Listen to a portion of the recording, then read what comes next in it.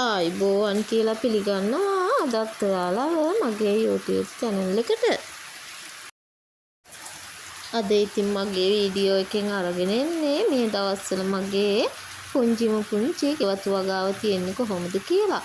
එහෙනම් ඉතින් දිගටම මාත් එක්ක රැඳිලා ඉන්නකෝ. මාව subscribe කරලා නැති අය subscribe කරගෙන යන්න. වීඩියෝ එකට voice දෙන්න පටන් ගනිද්දිම ඉතින් ඔන්න එළිය මහා වැස්සකුත් පටන් ගත්තා. ඒ වුණත් කමක් නැහැ කියලා හිතලා මම හිතුවා වීඩියෝ එක voice කරලා ඉවර කරන්න ඕනේ කියලා. මේ වීඩියෝ එක ගත්තේ නම් ඉතින් හොඳට වැස්ස පායලා තියෙන වෙලාවක හවස් වෙලාවට දැන් ඉතින් අපේ පැත්තට වහිනවනේ. ඔන්න ඔය විදිහට තමයි මගේ පැලවල මල් නම් පිපිලා තියෙන්නේ.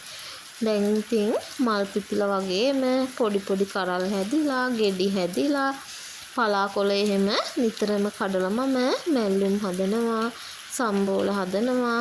ඒ දේවල් ඉතින් නිතර වෙනවා. බලන්නකෝ මගේ මිදුලේ පුංචි ඉඩක වගා කරලා තියෙන මගේ ගෙවතු වගාව කොහොමද කියලා. කිරිහැන්ද, කංකුම්, කොළපාට මුගුණු වෙන්න, ඒ වගේම රතු මුගුණු වෙන්න, ඒ වගේ දේවල් ගොඩාක් තියෙන. ඒ වගේම ගොටුකොළ, නිවිතියා, අර ගමේ හැදෙන ගස් නිවිතියා එකයි, ඔය අපි කඩෙන් ගෙනහලා කන වැල් නිවිතියා එකයි, දෙකම තියෙනවා මගේ ළඟ. කියන්නත් සතුටුයි. කූර තම්පලා, ඒ දේවල් පුංචියට හරි මම ගෙදරම හදාගෙන තියෙනවා. ඔන්න බලන්නකෝ ඉතින් චූටියට කවර වල මේ දේවල් මම හදාගෙන තියෙන්නේ. මගේම බබාලට රසගුණ පිරි සෞඛ්‍ය ආරක්ෂිත කෑම වේලක් හදලා දෙන්න බලාපොරොත්තු වෙයි. ඔයාලටත් පුළුවන් ඉතින් මේ වගේ පුංචි වගාවක් කරගෙන යන්න. මේක ඉතින් අමාරු වැඩක් නෙවෙයිනේ. මේක ඉතින් කරගෙන යද්දී ගොඩක්ම ආස හිතන දෙයක්. පුළුවන් විදිහට තමන්ගේ මහන්සියෙන් මේ වගේ දෙයක් කරගෙන යද්දී ඉතින් හිතට දැනෙන්නේ පුදුමාකාර සතුටක්. මමත් ඉතින් මේ දේවල් කරගත්තේ එකපාරම නෙමෙයි, ටිකෙන් ටික පුංචි කවර පුරවලා පොඩ පැල හිටවලා හෙමින් සැරේ මේවා ලොකු වෙනවා බලාගෙන හිටියා. එකපාරම ඉතින් හැමදේම කරන්න බෑනේ. ඉතින් බිම ඉඩ තියෙන තැන්වලත් පැල ඉඳගත්තා. ඒ වගේම ගොඩාක් තියෙන්නේ මගේ පැල කවරවල දාලා. ওই තක්කාලි පැල ටික හැම විතරයි වම්බටු ඒ දේවල් තමයි බිම හදලා තියෙන්නේ. බිම හදා ගන්න පුළුවන් නම් ඉතින් සරුසාරව වැවෙනවා. කවරවල වගේ නෙවෙයිනේ. හොඳට පෝෂණය ලැබෙනවා. මොකද ඉතින් අපේ ලංකාවේ පස් මොන දේ කළත් කොහොම හිටවුවත් හොඳට වැඩෙනවනේ ඕනම ශාකයක්. ඒ නිසා ඉතින් බය නැතුව හිටවන්න පුළුවන්. අපි පුංචි තල්ලුවක් දුන්නාම ඇති ඔය කොම්පෝස්ට් ටිකක් වතුර ටිකක් දාලා නිකම්ම පැලේ සරුවට හැදෙනවා. මම ඉතින් මෙහි හැදෙන જાතියලවලු විතරයි මේ හිටවගෙන තියෙන්නේ. ඔය ගෝවා බීට් එහෙම නම් හිටෙව්වේ නෑ. ඇට ගෙනහලක් තියෙනවා. හිටෙව්වට හරි ගියේ නැහැ. ආයෙමත් උත්සාහ කරලා බලන්න ඕනේ. මේ කරල්ල එහෙම ඉතින් මේ පැත්තේ නිතරම හැදෙන දේවල්නේ.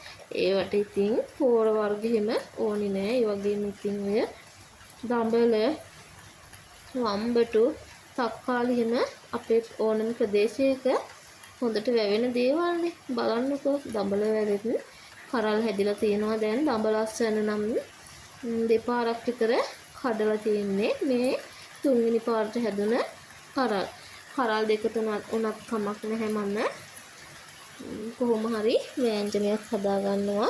එක්ක බැදුමක් නැත්තම් මැල්ලුමක්. එහෙම තමයි මේ වම්බටුත් එකපාරක් එක ගෙඩියක් කඩාගත්තා.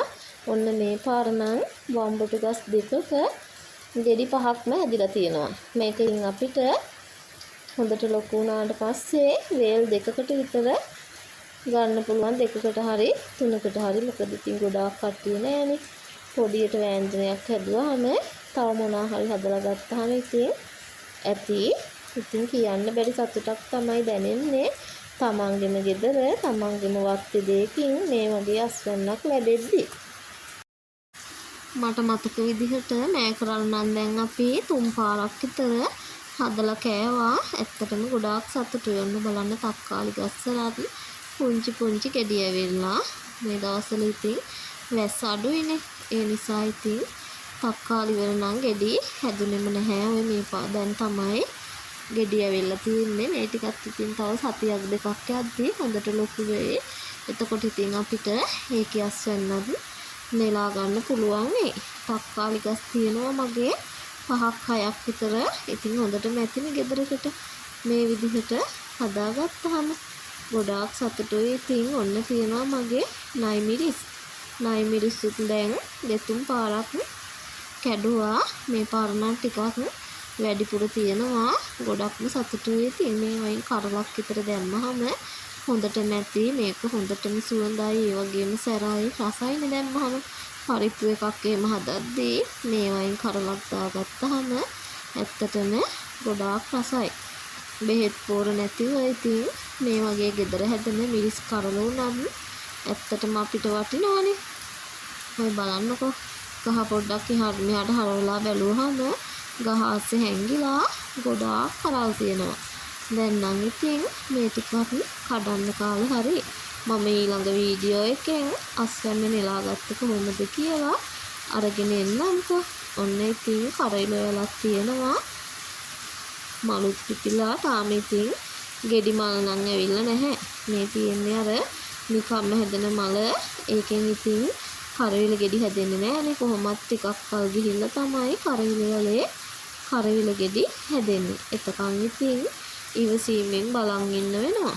දුකින් උනත් කියන්න ඕනේ මගේ පතෝල වැල් දෙකක් තිබුණා. ඒ දෙක නම් අනේ පණුව කාලා ඉවරම කළා. මම දැක්කෙත් නෑ. කොහොම හරි ඒක පොඩි වෙලාවක් ඇතුළත වෙච්ච දෙයක්. වැල් දෙක නම් තියෙනවා. එකම කොලයක්වත් නැහැ. ඉතින් මම පෙන්නුවෙත් නැහැ ඕගොල්ලන්ට. මල් නම් තියෙනවා. කොළ නැහැ.